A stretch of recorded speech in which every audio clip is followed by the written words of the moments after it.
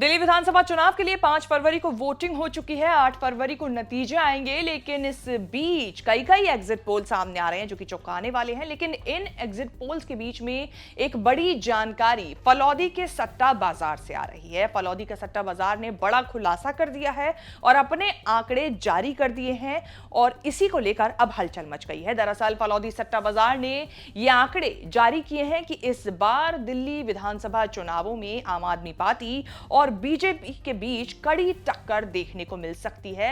जो चुनाव है वो एक तरीके से फंसता हुआ, बहुत कसा हुआ नजर आ रहा है। फलौदी सट्टा बाजार ने बताया है अपने आंकड़ों के मुताबिक कि इस बार आम आदमी पार्टी और बीजेपी को 34 से 36 सीटें मिल सकती हैं, यानी कि दोनों ही पार्टियां जो है, आम आदमी पार्टी भी और बीजेपी, दोनों को 34 से 36 सीटें मिलने की संभावनाएं बताई जा रही हैं। इसके अलावा एक और बड़ी जानकारी जो सामने आई है वो ये है कि अरविंद केजरीवाल के साथ साथ जो दिल्ली के कैबिनेट में बड़े चेहरे जो हैं, एक आतिशी मारलेना है जो कि इस वक्त मुख्यमंत्री की कुर्सी पर बैठी हैं और मनीष सिसोदिया हैं, ये बड़े जो चेहरे हैं इनका भी चुनाव फंस सकता है। संदीप दीक्षित जो हैं नई दिल्ली विधानसभा सीट से अरविंद केजरीवाल को हरा सकते हैं और खुद संदीप दीक्षित जो है, शीला दीक्षित के बेटे जो हैं, वो अपनी मां की हार का बदला ले सकते हैं। इनके अलावा आतिशी मारलेना, जिन्होंने पिछले साल ही अरविंद केजरीवाल के जेल से बाहर आने के बाद मुख्यमंत्री की कुर्सी संभाली। फलौदी सट्टा बाजार ने यह जानकारी दी है कि आतिशी, अरविंद केजरीवाल और मनीष सिसोदिया, ये तीनों ही अपनी अपनी सीट निकालने में असमर्थ हो सकते हैं। काफी कड़ा मुकाबला जो है वो यहां पर देखने को मिल सकता है तीनों के ही बीच। केजरीवाल का जो भाव है वो बराबर 1.25 चल रहा है, यानी कि अरविंद केजरीवाल इस नई दिल्ली विधानसभा सीट से हार सकते हैं।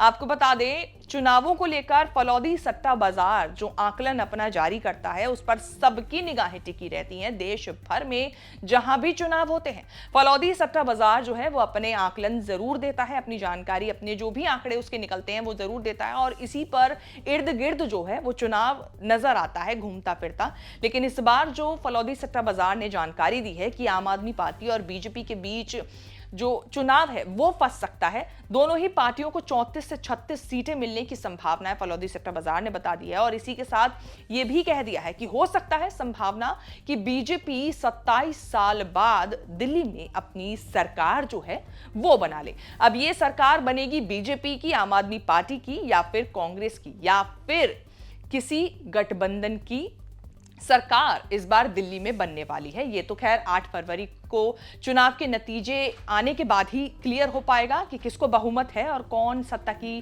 कुर्सी से कोसों दूर रह गया। वैसे आपके हिसाब से इस बार दिल्ली विधानसभा में किसकी जीत और किसकी हार होने वाली है? क्या आपकी राय है? हमें कमेंट करके अपनी बातें जरूर बताएं।